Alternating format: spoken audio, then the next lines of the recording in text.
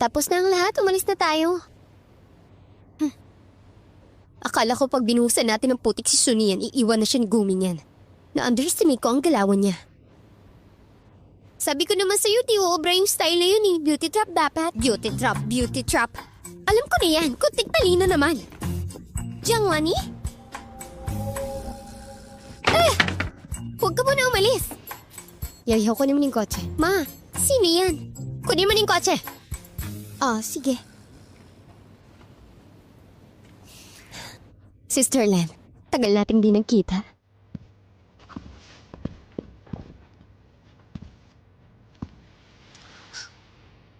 Ayos na. Huwag ka na mag-overthink. Ako na ang ayos nito. Para hindi na masabi ng lahat na kabit daw ako. Kabit ako ni Suni yan. Isang problema, solved na yun. Pero may panibago na naman sumulpot. Ang dami mo ng gulong na dala sa akin Anyway, bawas ang 50 points yun. 50?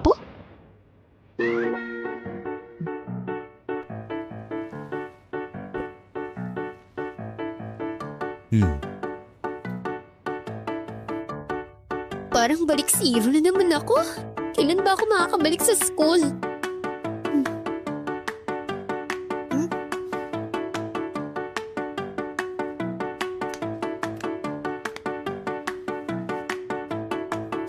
Hanapin ko muna yung phone ko.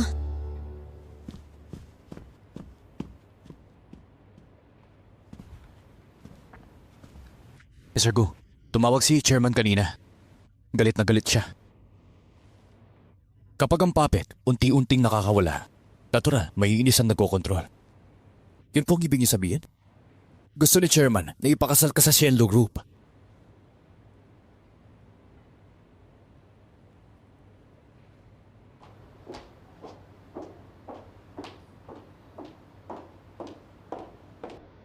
Ngayon, gusto na ako. So pwede na nating tuparin yung napag-usapan natin dati, di ba? Lahat dapat kong ibigay, nabigay ko na. Huwag ka nang gahaman. Gahaman daw. Kung hindi dahil sa akin, magiging misto ka ba? Tinatakot mo ko? Oo, so what? Kung ganun, harapin natin si Mr. Su. Miss. Ay, huwag ka umalis. Ay, teka, huwag ka umalis.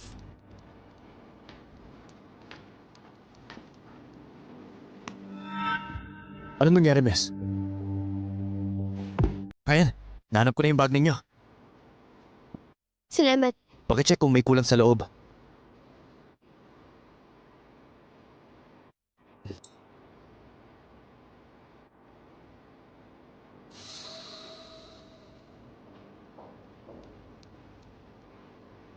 May problema po ba, man?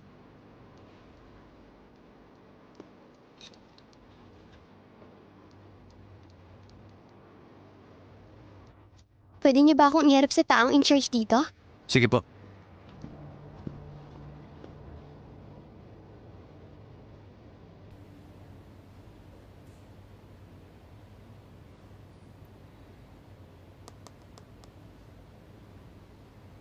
Sino siya?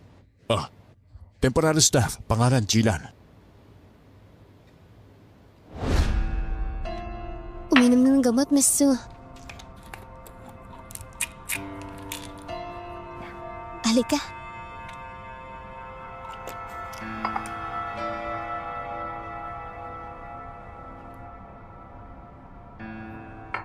Yan. Tigil muna yan. Magligpit ka. Bakit ka na matulog? Magpahinga ka na.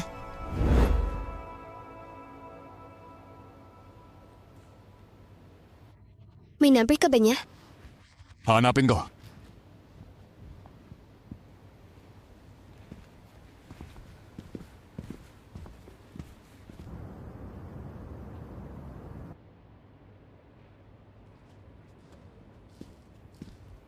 Miss Su, walang sumasagot sa tawag. Sister yan ang caregiver ng mama ko. Pagkamatay ni mama, tinanggal siya ni papa. Tapos pumasok si Jiang Wanli. Bakit sila nagkaugnay? Lahat ng dapat kong ibigay, naibigay ko na. Huwag ka nang gahaman. Gahaman? Dapat alam mo, kung wala ako, magiging miso ka ba? Tinatakot mo ako? Oo, at ano ngayon? Kung hindi puntahan natin si Mr. Su. At ilan tagdong tungkol sa atin. Posible bang may kailangan si Jiang Wanley sa pagkamatay ni Mama? Pero ngayon hindi ko makontak si Sister Lan. Hindi pwedeng maghintay. Kailangan kong umuwi para imbestigahan to.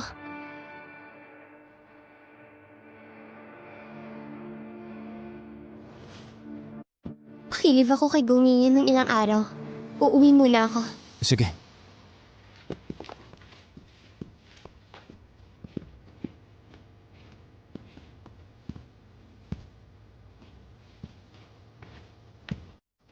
Saan siya pupunta? Magli-leave daw at uuwi si Miss Su. Hirap siya makaalis sa Su family noon. Bakit siya kusang babalik ngayon? Mukhang may iniimbestigahan siya. Oh, kailangan ko rin hanapin yung isang staff dito. Sir Bu, habol ba ako para tanungin? Huwag na. Balik muna tayo sa kumpanya.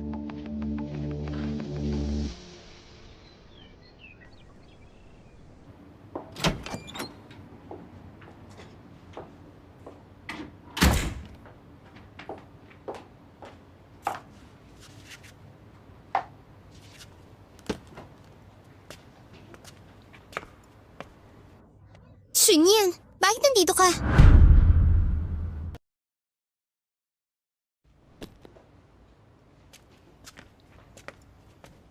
Shunyan? Bakit ka nandito? Anong pakay mo?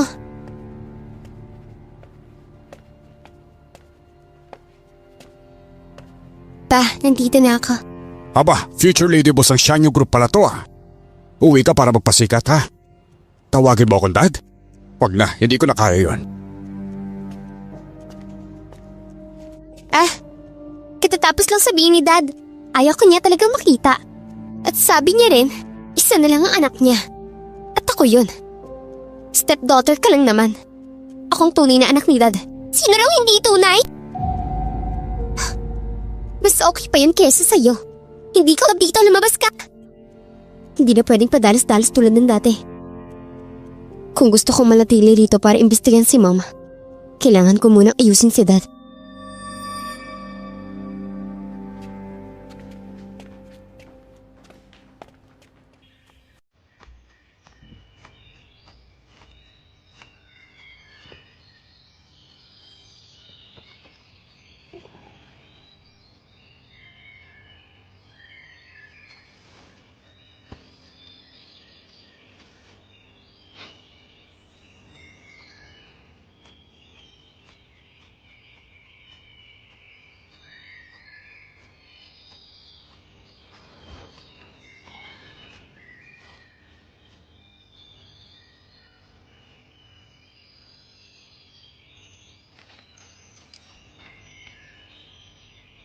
Nung bata ko, lagi mo akong sinasama mamingwit. Sabi mo sobrang ingay ko. Natatakot tuloy yung isda. Pero isinama mo pa rin ako bawat beses.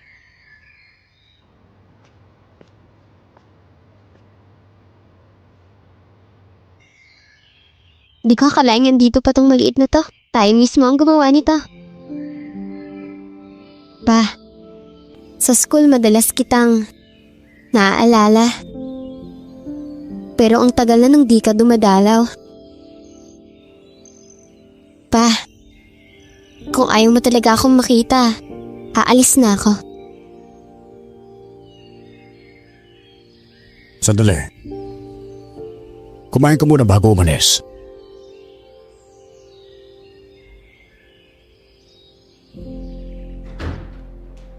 Ma, bilis dito ka.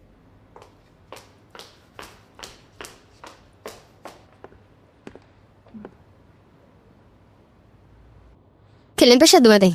Kanina lang. Ano sadya niya? Ewan. Tingnan mo kung paano niya alagaan si Dad.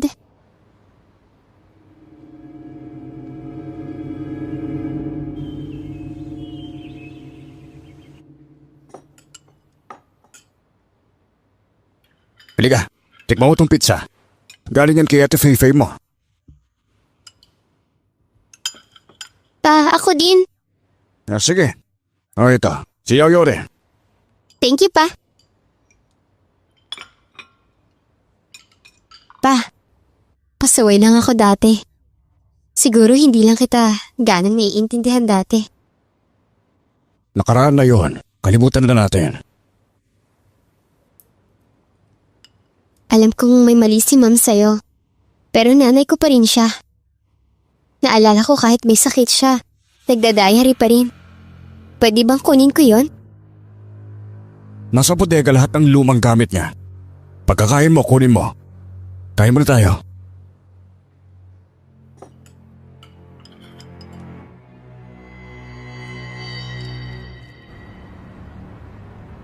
Yung Silian Group, ilang pang shareholders? Di pa bumipirma ng letter of intent sa acquisition? 4 pa. Yung 3, madali na yun. Si Sutaw nagmamatigas pa. Magmula ngayon magiging kasyoso ko na si Sunian. Kailangan ng tao mapagkakatiwalaan para kausapin siya. Patagal na si Sunian doon ah. Wala pa rin balita. Sandali pa lang sir. Kalahating araw pa lang si Miss Su doon. Kung nag-aalala kayo sa safety niya, pwede naman pong magpadala ko ng tao sa Su Residence. Wala siyang kailangang itanong. Huwag na. Pero si Chairman, feeling ko todo pressured na siya eh. Kailangan matapos agad ang acquisition. Sige, ganito. Ako na mismo ang kakausap kay Sutaw. Sa totoo lang, palandalian lang ang tikas ni Su family ngayon eh. Mapipilitan ding magbenta si Sutaw. Parang hindi na kailangan gawin yun, Mr. Ako na magdadrive.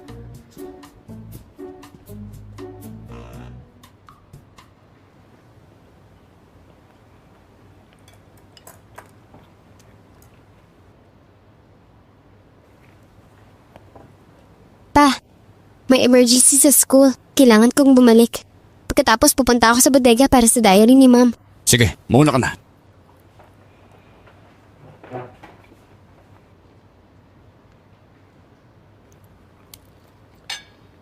Han, tapos na akong kumain. Pababa na ako.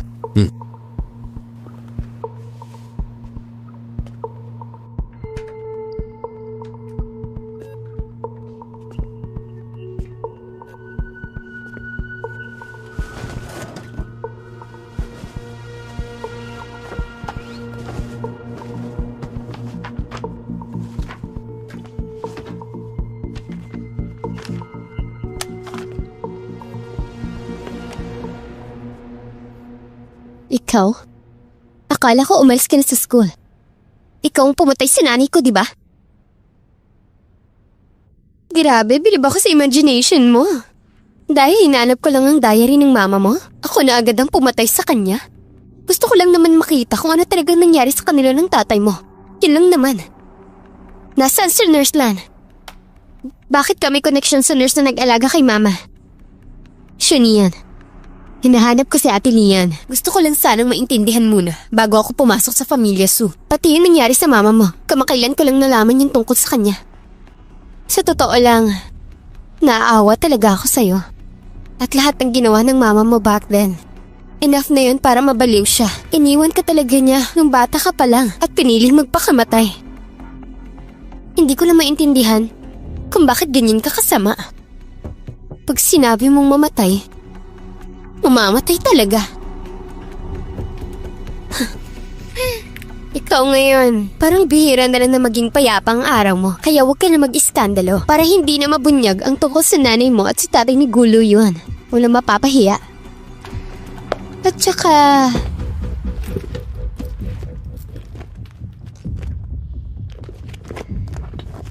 akala mo ba dahil lang sa recorder na yan, mapapabagsak mo ko? Yung technique mo, pang 10 years ago na yan. Ikaw, masyado ka pang baguhan. Bihira na nga maging masaya ang tatay mo ngayon. Ayokong sirain ang saya niya. Basta mag-behave ka lang. Magiging maayos tayo. Kung hindi, sisiguraduhin kong hindi ka na makakapasok sa pamilya Su.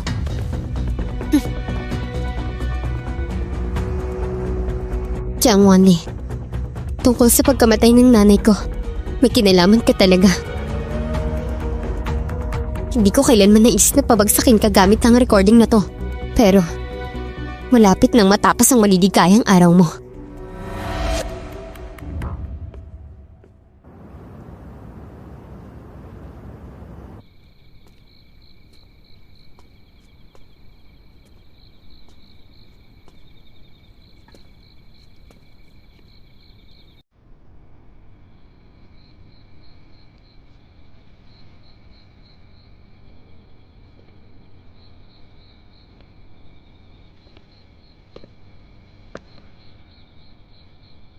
Tinitignan mo dyan.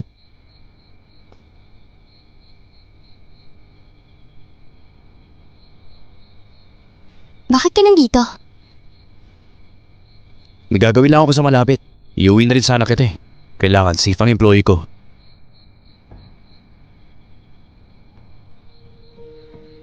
Hindi pa ako uuwi ngayong gabi.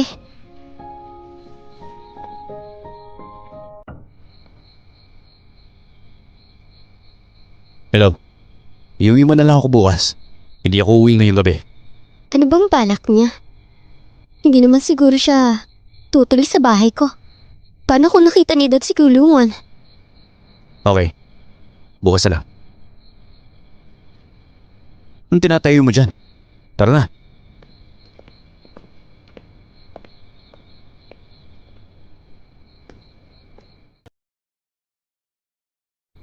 Patagal ko na po sana kayong gustong bisitahing dalawa. Kaso sobrang busy sa company. Nausad tuloy ang schedule, kaya ngayon lang ako nakarating. Nandito ka na rin. Dito ka na tumuloy. Papakiusapan ko si Ate Chen na ayusin ang kwarto. Salamat, nakabala pa kayo.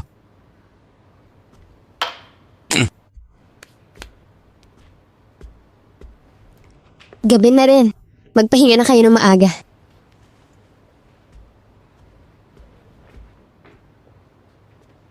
Ano ba talagang trip niya?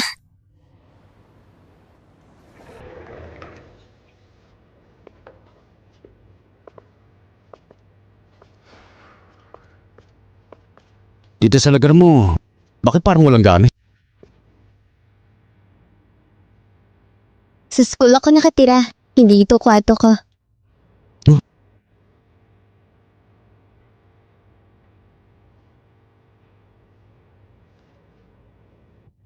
Seryoso, bakit ka ba sumunod dito? Titignan ko lang kung buhay ka pa.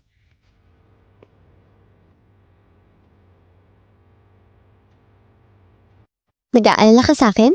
Bakit ako mag-aalala sa'yo? Baka mamaya mawala ka na. Di natin matatapos yung kontrata. Oh, nakita mo na? Buhay at buo pa ako. Matutulog na ako. Doon ka na sa ibang guest room. Ayoko. Dito ako matutulog ngayong gabi. Yun ang gagawin ko. Ayos sa humiga lang ng bigla? Hoy, teka! Pinayagan ba kitang umalis?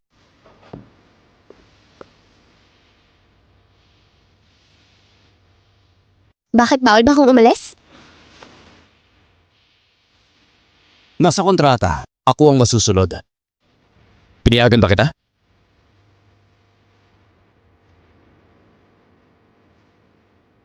Wala nakasulat sa kailangan kitang katabi matulog, di ba? Pero malinaw sa kontrata, sumunod ka sa gusto ko. Tsaka, di naman kita pinapatabi sa kama ko. Sasay ka. Ako sa kama. Problema? May reklamo? Ano? Kumuha ka ng kumot. Lupit mo ah.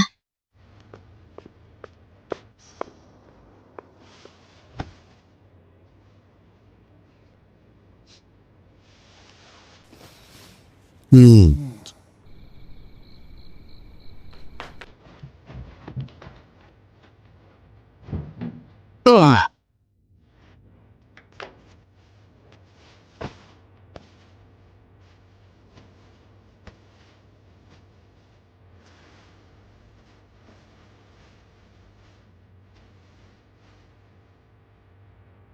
So yan. Pagpatawa ka, isang joke naman. Anong trip din ng lalaking to? Kama ko pinagdamutan pa ako. Tapos ako pa hindi nagsasalita pag jujokin niya. Ganyan. Ganyan.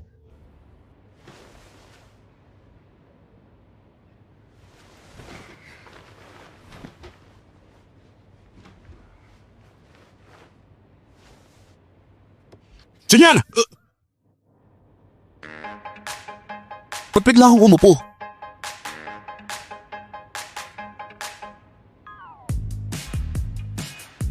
Di ba pinapajoke mo ako? Binubuo ko pa. Sige, kwento mo na.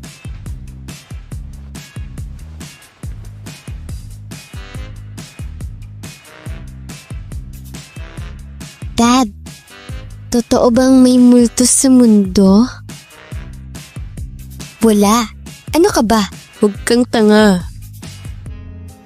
Pero natatakot pa rin ako. Huwag mo nang isipin. Kapi na.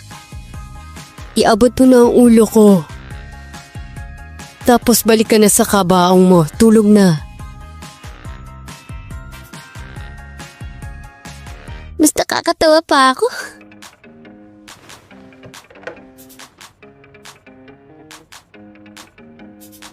Wag na, bagal mo magkwento.